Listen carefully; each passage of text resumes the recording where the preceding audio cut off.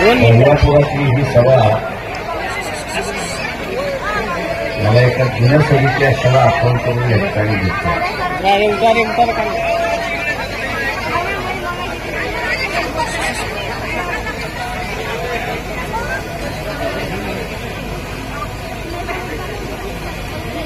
ही एवढीच मोठी सभा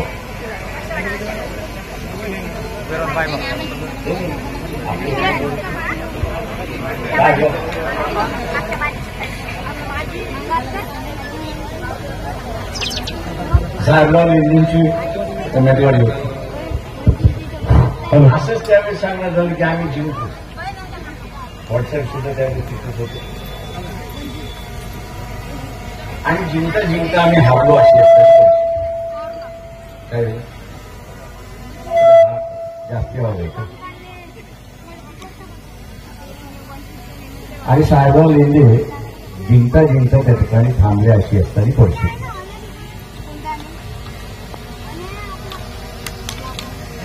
आजही आपण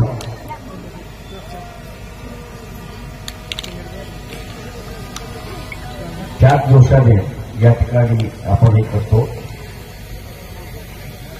वाकपांजर जिंकून आणण्याचा आपण असा निर्धार केला.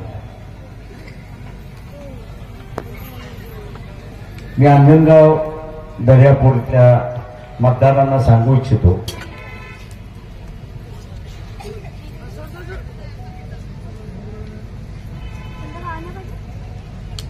की आपण अगोदर उमेदवार निवडून दिले नाही असं नाही, पण त्यांच्याकडे संकल्पना होती का? अजिबात. त्यांच्याकडे या विभागामधला असणारा बंद साखर कारखाना आहे, बंद सूत गिरणी आहेत. व्हॉट्सअप लिलावाला किती वेळ निघाले आणि लिलावात निघालेले कारखाने आम्ही चालू करू म्हणून त्या ठिकाणी सांगतोय. आणि लिलावाला निघाले म्हणजे ती असणारे गाडीमोल किंमत झालेली आहे, त्याची मशिनरी संपलेली आहे, सगळी संपलेली आहे, काहीच राहिलेलं नाहीये, फक्त भिंती आहे. ते हे सांगत नाही की आम्ही असं नवीन सुटगिरी सुरुवात करू. ते हे सांगत नाही की आम्ही असं नवीन कारखाना सुरुवात करू.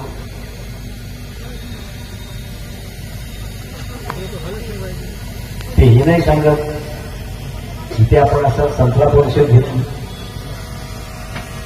आज संत्र्याला भाव आहे का?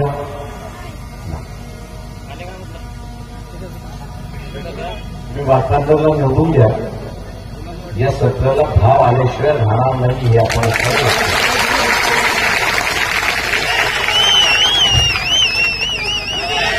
दुसरं मी आपल्याला सांगतो. कुठलंही फळ हे खाली पडलं की त्याचं फॉर्मेंट व्हायला म्हणजे दारू व्हायला मी असं म्हणतो माया व्हायला 12 तास लागतात. 12 तासाच्या नंतर ते असलेलं फळ तसं ठेवलं तर त्याची दारू व्हायला सुरुवात होते. पिणारे किती जण आहेत हात वरती करा.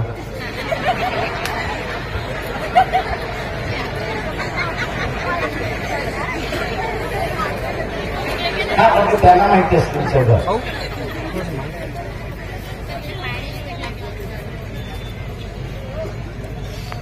इथे एखादा चांगला खासदार आपण चांगला आमदार आपण सगळं निवडून दिला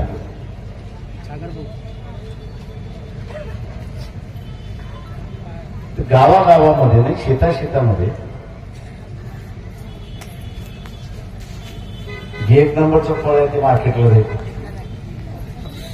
जे 2 नंबर 3 नंबरचं फळ आहे की ज्याला आपल्याला भाव कमी मिळतो अशी असणारी परिस्थिती आहे.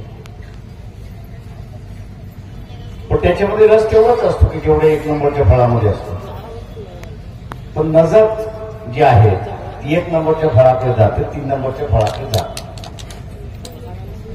आता हे जे 2 नंबर 3 नंबरचं जे फळ आहे, मी कधीही आंध्रामध्ये गेला किंवा जालन्याला जातो किंवा मोहम्मद पैगंबराचा वापर केला. त्यांच्या विरोधात असलेलं पाहिजे ते घ्यावं. आपल्याला माहित आहे निपुण शर्मा नावाच्या असणाऱ्या महिलेने काही वक्तव्य केलं होतं.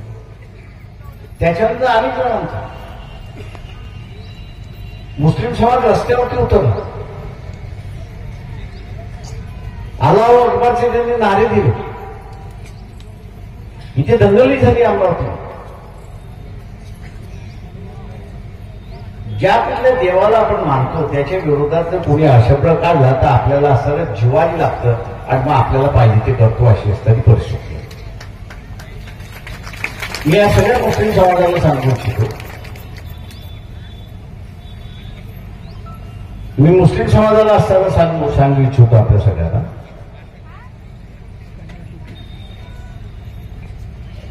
हे घडत राहा. तुम्हाला भडकवलं ना, आप ऐसे ही हो, ह्या स्टॅम्प मारण्याचा प्रयत्न त्या ठिकाणी होणार. इससे अगर बाहेर निघाला, याच्यातून बाहेर पडायचं असेल तर वंचित बहुजन आघाडीने आखलेला मार्ग हा तुम्ही स्वीकारला पाहिजे. हे असताना लक्षात घ्या. तो मार्ग काही आहे की निपुण शर्मा नावाच्या महिलेवरती ज्यावेळेस कोर्टामध्ये लोक गेले,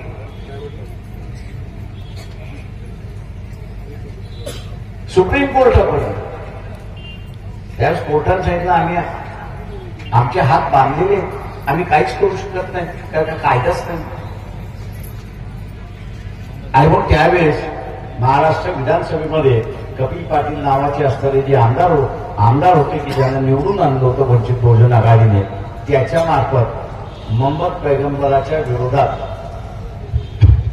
किंवा इथल्या कुठल्याही देवदेवतांच्या विरोधात जो कोणी बोलेल त्याला 7 वर्षाची सजा झाली पाहिजे, हा कायदा सरकारने केला पाहिजे म्हणून असणारे एक बिल त्या ठिकाणी. मी मुसलमानांना आवाज देतो, तुम्ही काँग्रेसचं राजवट तुम्ही आधी तुम्हाला काँग्रेसबद्दल प्रेम आहे, त्याच्याबद्दल माझं काहीच म्हणणं नाही.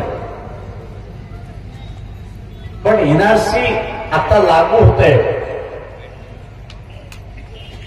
काँग्रेस तुमच्या बरोबर आहे का? तर नाही. मॉब लिंचिंग झालं त्यावेळेस काँग्रेस तुमच्या बरोबर होती का? तर नाही. टिपू सुलतानचा प्रश्न उपस्थित राहिला त्यावेळेस तुमच्या बरोबर असणारा या ठिकाणी काँग्रेस होती का? तर नाही. औरंगजेबाचा प्रश्न उपस्थित राहिला त्यावेळेस काँग्रेस म्हटले की हमारा सवाल दी वो मुसलमानों का. काँग्रेस तुमच्या बाजूने उभं कोण राहील तर वंचित बहुजन आघाडी. औरंगाबादला जी औरंगजेबची असणारी मदर आहे,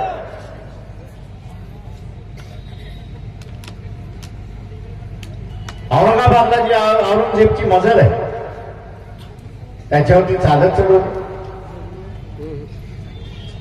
आणि चादर चढवून सांगितलं, आणि चादर चढवली, खुलेआम चढवली, टीव्ही वाल्यांना बोलवलं, दाखवलं, आणि तुमच्यात दम असेल तर आमच्यावरती केसेस करून दाखवा. आणि दंगलीचं वातावरण जे महाराष्ट्रात होतं ते थांबलं. जे दंगलीतलं महाराष्ट्राचं वातावरण होतं ते पूर्णपणे थांबलं. मी आता मुस्लिम समाजाला विचारू इच्छितो, इथल्या मौलवींना विचारू इच्छितो, इथल्या उलेमांना विचारू शकतो, इथल्या काझींना विचारतोय, तुम्हाला दंगल पाहिजे की दंगल थांबली?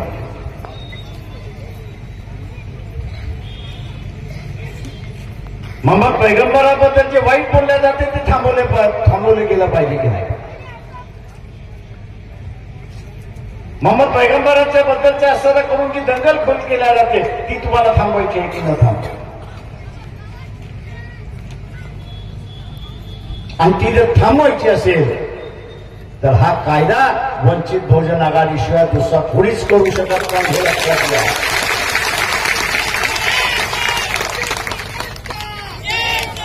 इथे कोणीच करू शकणार नाही.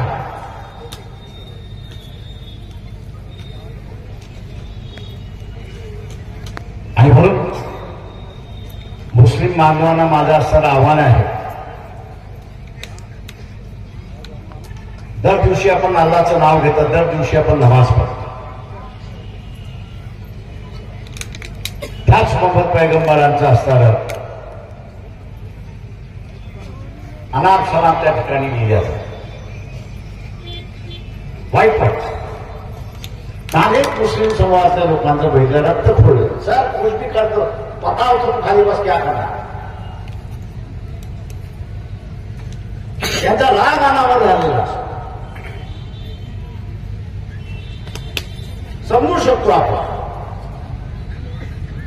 कारण त्यांच्या धर्मातल्या प्रेषितावरती कोणीतरी टीका केली. त्याच मुस्लिम समाजाला सांगतो,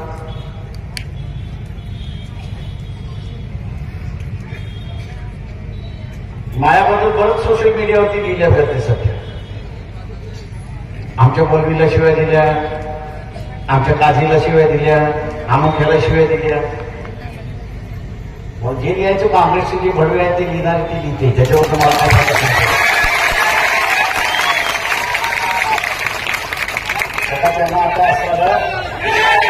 त्यांना आता असताना कुठेतरी जड वाटायला लागलंय.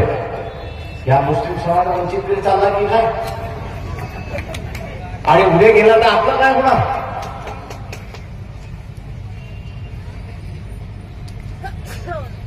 मी नेहमी म्हणत असतो की माझी सगळी भाषा युट्यूबवरती आहे, ज्याला कोणाला ऐकायचे ते नाही. आधी मी असं आपल्याला सांगतो की 32 जागा अशा आहेत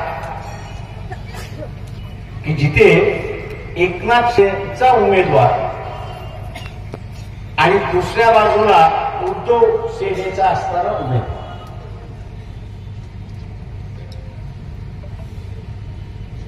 आणि तिसरा उमेदवार हा फक्त वंचित बहुजन आघाडी. एकनाथ शिंदे बीजेपी बरोबर आहे, मग त्यांची भूमिका, बीजेपीची जी भूमिका आहे ती भूमिका मुसलमानाच्या संदर्भात. उद्धव ठाकरेंची भूमिका काय, आजही जाहीरपणे सांगतात की माझ्या शिवसैनिकांनी असणारा बाबरी मस्जिद शहीद केली, त्याच्याबद्दल मला असणारा अभिमान.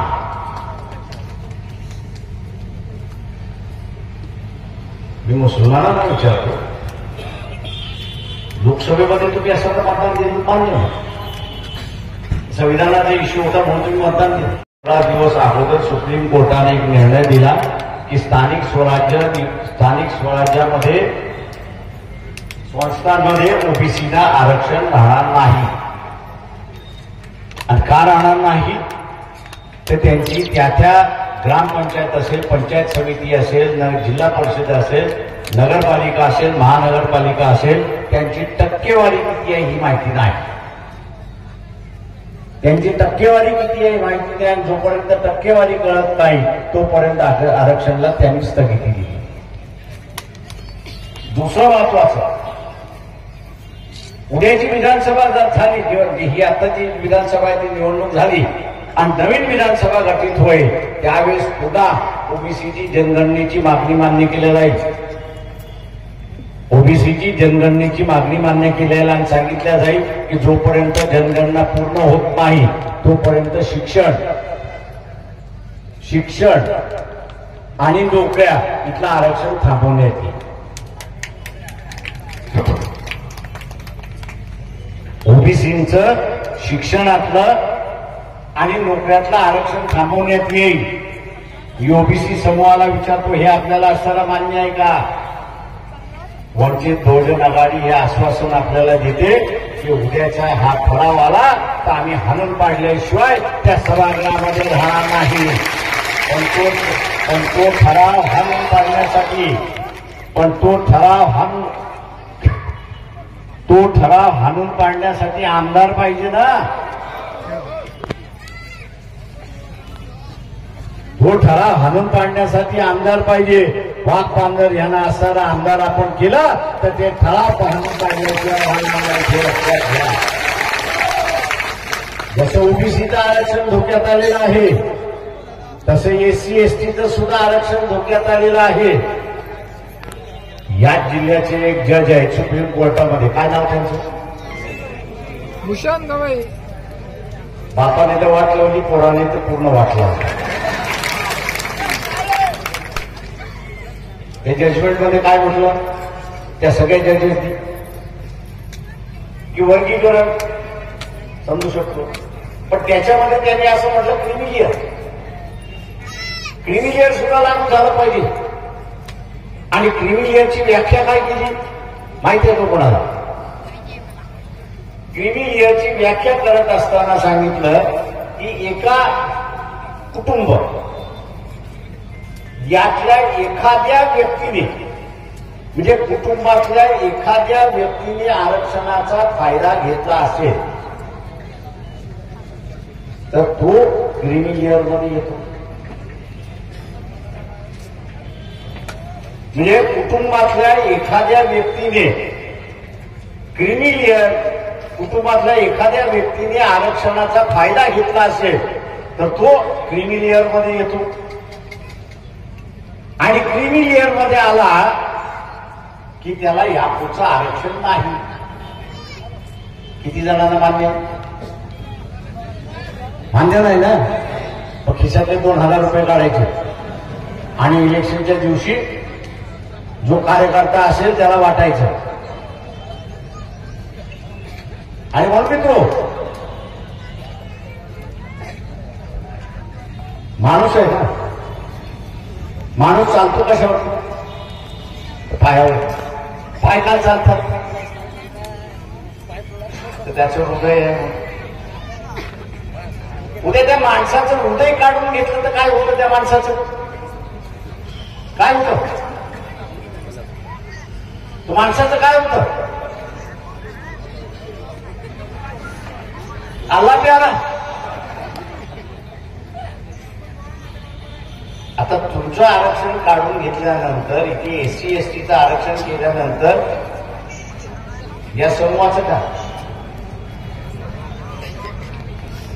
आणि म्हणून आपलं आरक्षण वाचवण्यासाठी सगळ्यांनी खुंगाट बांधली पाहिजे की एक मत जे मिळत नाही, एक मत मिळत नाही ते मत मी मिळवण्याचा प्रयत्न करणार. आणि वाकपांजर यांच्या मतपेटीमध्ये किमान 90,000 मतं असतील. किती मतं असतील त्याची तयारी करणार. स्वतःच्या खिशातले 10,000 रुपये जरी खर्च करावे लागले तरी ते खर्च करा आणि 90,000 मतं मिळवा आणि त्या सिलेंडरला विजयी करा. हे आव्हान करताना आपली सगळ्यांची आवाज येतो. जय भीम, जय भारत.